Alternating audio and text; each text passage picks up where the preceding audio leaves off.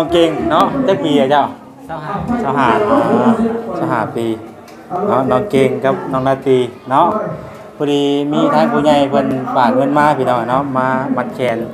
ทางน้องนาตรีกับน้องเก่งเด้อผู้ใหญ่อยู่เซ็งโกรธแล้วก็กับอันแม่งอนสองท่านเนาะเพิ่นฝากมาผูกแขนคนละ1 ล้านเด้อโดยจะฮู้ว่ามันแม่อยู่เซ็งโกรธที่ว่าเพิ่นมักซื้ออาหารให้เพิ่นเคยผ่านทางนั้นก็มีเป็นแบบเพิ่นก็ชื่อมาต่างประเทศเนาะโดยเคยว่าเป็นต่างประเทศอยู่ฝรั่งเศสเนาะอยู่เซ็งโกรธนี่แหละพี่น้องเนาะจะเว้ายากนิดนึงบ่ใช่ก็จะว่าออกเสียงบ่ถึงใช่บ่จักเล่าจิเลยเดี๋ยวสิผูกไอ้เนาะใช่นี่เนาะคนพอดีเป็น2 ล้านพี่น้องเนาะแม่อยู่เซ็งโกรธกับแม่งอนเนาะเดี๋ยวพี่น้องเอ้ย2 ล้านเนาะมาฮ้อนแต่บาดนี้เนาะเอาอยู่ไปก่อนต้องปิดเปิดจังเย็นเปิดบ่ได้นะไฟบ่พอนะเขาต้องปิดเนาะแม่นบ่มาได้ใช่มั้ยเนาะใช้อันเนาะให้คนนี้เด้อดีคนเข่าเนาะจะมาตุ้มเอาวันนี้ก็ครอบครัวแล้วเนาะก็ให้บุญเรียนไม่เดียวเด้อวันนี้เด้อมีแม่งเงินเนาะหักแพงกันเด้อเนาะมาเงินเด้อโดยมาผูกคอตัวแทนเนาะลงเป็นคำสุดท้ายแล้วคนเขาเด้อทางน้องนาตรีเนาะเป็นครอบครัวแล้วบ้านนี้พี่น้องจังได๋ก็หักแพงกันผู้เดียวไม่เดียวเด้อน้องเด้อวันนี้เด้อเนาะพากันสร้างสากันเนาะดีมีแฮงเด้อวันนี้เจ๊ใดตามธรรมดาอีตาตัวสองว่าทางที่นี่เนี่ยเอาซอกมาแล้วนะเพื่อบ่ยากอันนี้มีที่ว่าจากที่ตัวเจ้าสาวเจ้าบ่าวต่อแม่ต่อพี่ต่อน้องซื้อเขาสิมาเอาคนกับสบายดีเด้อสบายดีพ่อแม่พี่น้องเบิดสู่ผู้สู่คนพ่อกับซองบ่าวแสนอีกแล้วพี่น้องเอ้ยเนาะพ่อกันมื้อนี้ก็ตอนสวยๆนิดนึงพี่น้องเอ้ยเนาะอากาศก็คือเก่าเนาะหลังจากฝนตกฝนลิ้นมาก็ยังร้อนคือเก่าพี่น้องเอ้ยเนาะใกล้สิเข้าสู่ฤดูลงไห้ลงนาแล้วพี่น้องเอ้ยเนาะตอนนี้ก็กล้าเกียมเริ่มเฮ็ดก้ายเฮ็ดบุ้งกันแล้วเนาะหลายคู่หลายคนกับพี่น้องเอ้ยเนาะถือว่าใกล้สิฮอดฤดูลงไห้ลงนาพี่น้องเอ้ยใกล้สิได้ลุยต่ออีกแล้วเนาะหลังสู่ฟ้าหน้าสู่ดินได้บาดนี้พี่น้องเอ้ย ลงไห้ลงนาเนาะพี่น้องเอ้ยมื้อนี้ก็ทางบ่แซนเนาะพอดีว่าเป็นแขกรับเชิญเนาะจากทางคำเก่งกับลาตีพี่น้องเนาะเป็นบัตรเชิญได้พี่น้องเด้อเนาะบัตรเชิญนี่พี่น้องเอ้ยบัตรเชิญงานแต่งน้องคำเก่งกับน้องลาตีพี่น้องเอ้ยเนาะเป็นบัตรเชิญไปงานแต่งพี่น้องเอ้ยเนาะแต่ว่ามื้อนี้ก็เป็นมื้องามยามดีพี่น้องเอ้ยเนาะเป็นมื้อวันที่9 เดือน 5 ปี 2025เนาะแต่ว่าคำนี้บ่ฮู้ว่าจะคำมื้อนี้เนาะบ่ใช่ก็ยังบ่ทันได้เบิ่ง เนาะมื้อนี้ก็งานดองก็หลายอยู่ได้พี่น้องเอ้ยมื้อนี้ก็ได้เนาะเพราะว่าเป็นเดือน6พี่น้องเอ้ยเนาะก็หลายผู้หลายคนก็จัดงานแต่งเพราะว่าใกล้สิเข้าสู่ฤดูลงไห้ลงนาหลายผู้หลายคนก็ฟ้าวเฮ็ดให้แล้วให้ทั่วตามที่ของประเพณีของเฮานั่นแหละพี่น้องเอ้ยเนาะเพราะว่าเข้าสู่ฤดูลงไห้ลงนาแล้วเฮาก็สิบ่มีเวลามาจัดงานงานแต่งหาหน้าพี่น้องเอ้ยเนาะไปหลายผู้หลายคนก็ได้งานเวียนงานเนาะไปพี่น้องเอ้ยจังได๋ก็ทางบ่แสนสีทายบรรยากาศให้พี่น้องเบิ่งเนาะว่าเป็นจังได๋พี่น้องเอ้ยบรรยากาศภายในงานเนาะก็มีทางผู้ใหญ่เพิ่นฝากเงินมามัดแขนหรือว่าผูกแขนของทางน้องคำเก่งหรือว่าน้องราตรีอยู่พี่น้องเอ้ยเนาะมีทางแม่งอนเนาะแล้วก็ทางแม่อยู่เซ็งโกรธเนาะเพิ่นอยู่ฝรั่งเศสเพิ่นได้ฝากปัจจัยมา1 ล้านพี่น้องเอ้ยเนาะโดย แม่อยู่เชียงโกด1ล้านแล้วก็แม่งอน1ล้านเนาะ1ล้านกีบพี่น้องเอ้ยก็พอดีเป็น2ล้านเนาะฝากมามัดแขนน้องลาตรีกับคำเก่งน้องคำเก่งก็ขอขอบคุณทางแม่หลายๆเด้อเนาะผู้ใดเดี๋ยวไปแซนไปงานก็สิได้ปรุงตัวช่องอีกต่างหากแล้วก็มัดแขนไปต่างหากพี่น้องเอ้ยเนาะไปลงมาซ้อมน้ำกันพี่น้องเอ้ยพี่น้องเอ้ยไปเนาะ กำลังหาอยู่ใจช่องเพิ่นตื่นมันได้ว่ะ ปิดช่องอยู่พี่ สิ ไปพี่จะได้ฮะ เพราะว่าเดี๋ยววันลืมหมอซองนะพี่น้องเอ้ยเนาะไปบ่กล้าเข้างานเพิ่นแล้วเพิ่นเอาซองให้แล้ววันลืมหมอซองเนาะสบายดีเทื่อเด้อป้าดูเลยเนาะหอนเนาะใช้บ่บุญเพิ่นบ่ไปน้ำเฮาบ่ ไปบ้านนี้พี่น้องพ่อๆกันอยู่พุ่นแหละบ้านนี้เนาะ แม่เนาะ พี่น้องเนาะตอนนี้ก็มาฮอดหน้างานเป็นที่เรียบร้อยแล้วพี่น้องเอ้ยเนาะมีการมีเสียงรำเสียงเพลงพี่น้องเอ้ยบ่รู้ว่าจะเป็นจังไดเนาะไปบัดนี้กำลังสิเข้าไป เอาอยู่ดีมีแฮงสบายดีสบายดีอายุมันคนยังเด้อ สบายดีเด้อ ไหนขึ้นบ้านบ่ โอ้ยสาวมีสาวแววตาพี่น้องเอ้ยเนาะเพราะว่าตาผู้ใดซ่องได้บ่นี่ เปิดท้องแล้วก่อน ไป ไปได้เพิ่นบ่เปิดเพลงไปชมท้องได้ไป ไปเนาะมาบ่าวจะดีจับกล้องให้พี่น้องเอ้ยแขกบ่ได้รับเชิญแต่ว่าเป็นคู่ของพ่อเผยเนาะ ยาวบ่ได้มากเลยคนเดียวแท้ เลยเนาะเพราะว่าเพิ่นบ่ฮู้เด้ก็บ่แม่นว่านั่นดอกเพิ่นยังบ่ฮู้ว่าบ่สดีมาเนาะปกติเพิ่นก็เคยเห็นเฮาไปเหมือนกันอยู่ไปเจ้าจับกล้องให้ข่อยเด้อ โดนแล้วลายผ้าลายปีแล้ว ใช้ซองเด้ บ่ได้จับไม้สั่นอาจารย์นะ ปอคือหลายช่องแค่นี่ อ๋อ จักสิเอาทองไปใส่ได้อยู่ว่าโอ้น้ำเลือดจะออกให้คุ้มเด้อคุยว่าสิใส่ทุ่งคุยเมื่ออยู่ ไปเนาะพี่น้องเอ้ยสบายดีเด้อโดยสบายดีพี่น้องเอ้ย กินเบียร์ผู้เดียวว่าซั่นนะเอาเจ้าภาพเฮา ไปเข้าไประ บบสามัคคีเฮานี่มันขาดเป็นบกไปได้บ่ดิบ่ได้ขาดเป็นวังได้ขาดเป็นบกได้บ่ดิเด้อตามธรรมดาเนาะอาจารย์เนาะต้องเอาซ้อนมาโลดเนาะอาจารย์เนาะมันสบายเนาะพร้อมด้วยครอบครัวว่าซั่นนี่ผู้บางคนบรรดาทานบ่ได้แขกออกมาพร้อมด้วยครอบครัวก็ได้มวนได้ชื่อน้ำตาลมีหยังก็กินน้ำตาลอบอุ่นน้ำตาลว่าซั่นเนาะเอาเพื่อมันเป็นการจังซ่าเสียเวลา เดี๋ยวเฮามา ฮอบ เลยเนาะ พิเศษให้แกแต่ละโต๊ะแต่ละตังเนาะ มีการห้องอีกได้บ่นี่มีการห้องอีกได้บ่นี่นะขออนุญาตตัวนี้แหละข่อยน่ะไปงานน่ะไปแค่ตัวนี้แหละข่อยน่ะไปงานแหละขออนุญาตเพิ่นจะรอบนี่แหละแค่ดีนะที่ไปงานลองนี่บ่ได้แค่หยังอยู่เลยแค่ญาติเพิ่นจะรอบ เทื่อละ5 คู่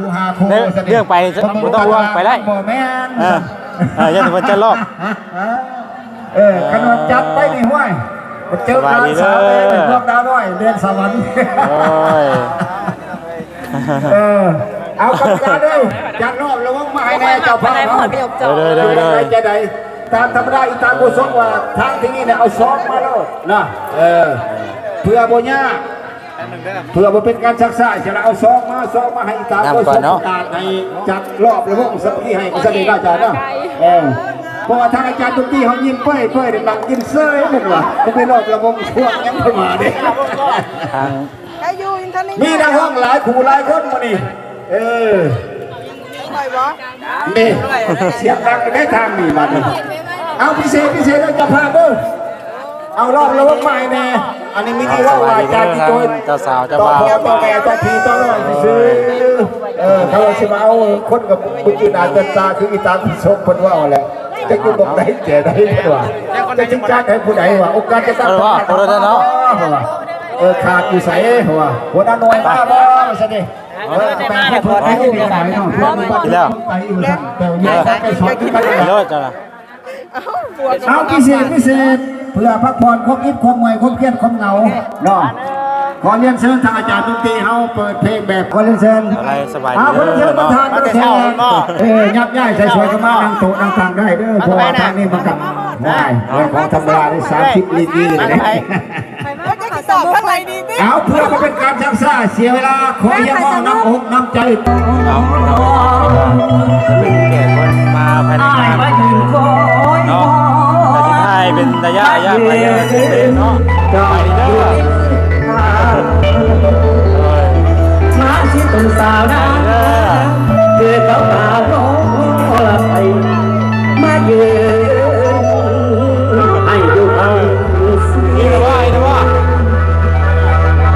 หางเขาว่าพื้นมา เราหันกล้องมาแล้วนี่ เสียน้ำตา สบายดีเด้อโอ้ทางสาวคืมเนาะมาตะลุนแล้วบ่เนาะอ๋อเด้อเ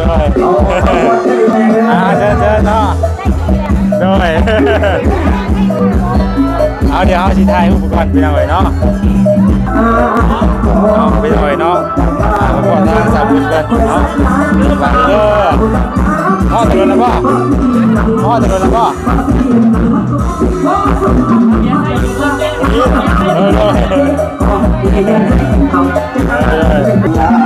จงบอกมา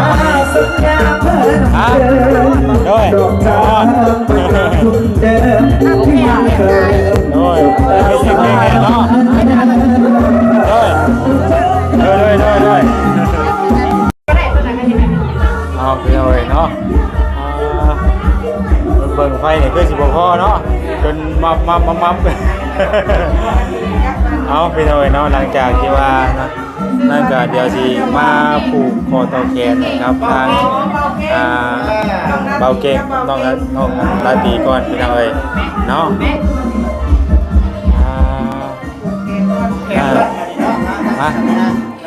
มาจิมาเถอะโดยเก่อนพี่น้องเอ้ยเนาะเดี๋ยวสิผูกแขนน้องเก่งเนาะจักปีอ่ะเจ้า25ปีเนาะน้องเก่งกับน้องนาตีเนาะพอดีมีทางผู้ใหญ่เพิ่นฝากเงินมาพี่น้องเนาะมามัดแขนทางน้องนาตีกับน้องเก่งเด้อผู้ใหญ่อยู่เซียงโกรธแล้วก็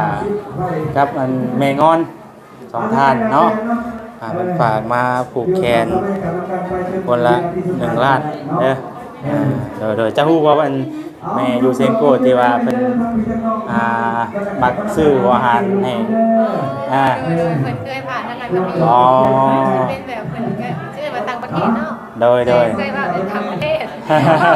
อยู่ฝรั่งเศสเนาะอยู่เซียงโกรธนี่แหละพี่น้องเนาะจะว่ายากนิดนึง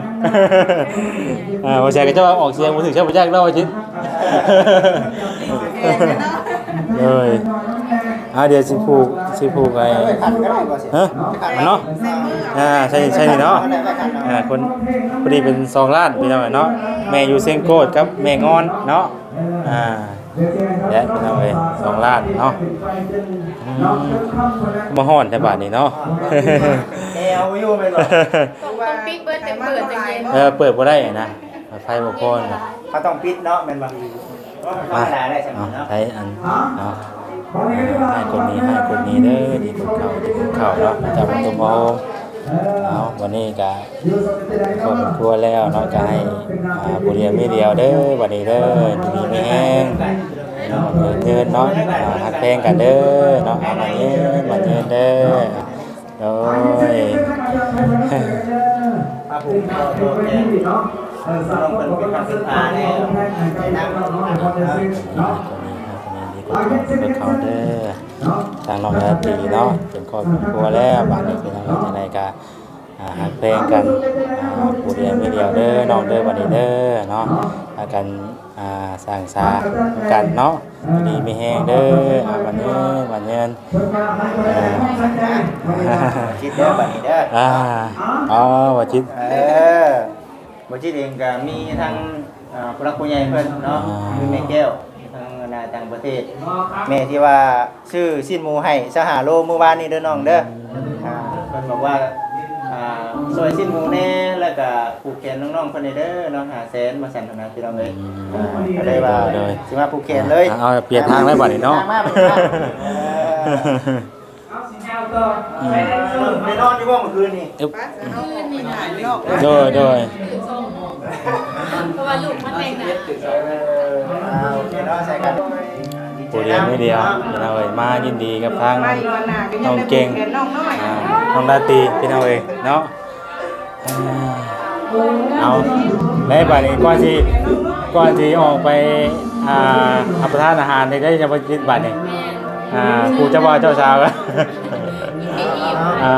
คือเว่าแน่ขนาดเนาะดีใจ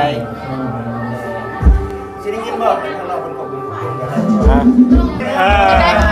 ก่อน ฮะ จะได้ก่อน มันต้องมีความสามารถ บอกขอบคุณเลยอย่าลืมว่าทาเฟ่กันในเมืองเนื้อว่าจะ เขาปิดบ่จากนี้ได้บ่ ได้อยู่เนาะ ได้ แม่ยังเกาะแม่งอนเนาะกับแม่อยู่ฝรั่งเศส โดยน้องอาร์ตี้ก็ขอบคุณเด้อแม่งอนเนาะและกะแม่ที่ว่าอยู่ฝรั่งเศสที่ว่าฝากเงินมาซอยลูกๆหั่นนะผูกแขนเนาะในงานแต่งโดยแล้วก็ให้แม่อยู่ดีมีแฮงเด้อขอให้สุขภาพร่างกายเข้มแข็ง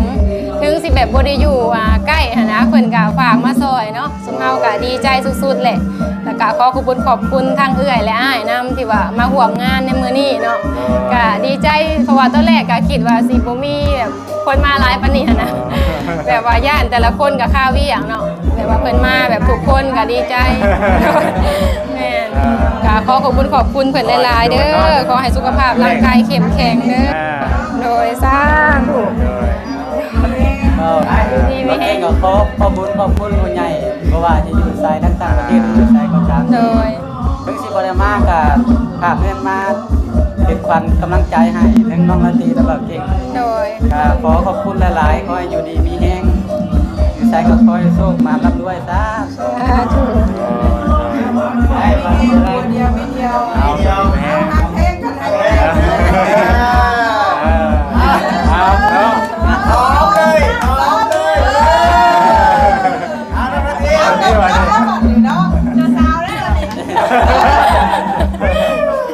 ไปกูนาม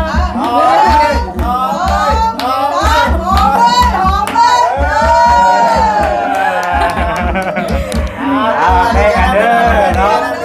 ประเด็นไม่เดียวเด้อยินดีนะเนาะ กินข้าวให้อิ่มด้วย โดย